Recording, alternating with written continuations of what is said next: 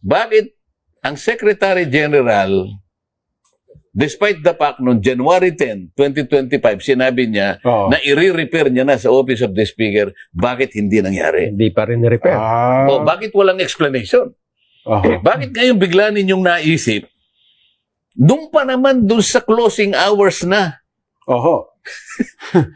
Patapos na Yung tayo. magsesesyon na, closing na rin session eh. Ilang oras na lang Oo. magko-close ang session, bakit doon yun? Kaya parang parang mayroong bad faith dito. Yun sa tingin ko, yun ang damdamin ng outgoing Senate.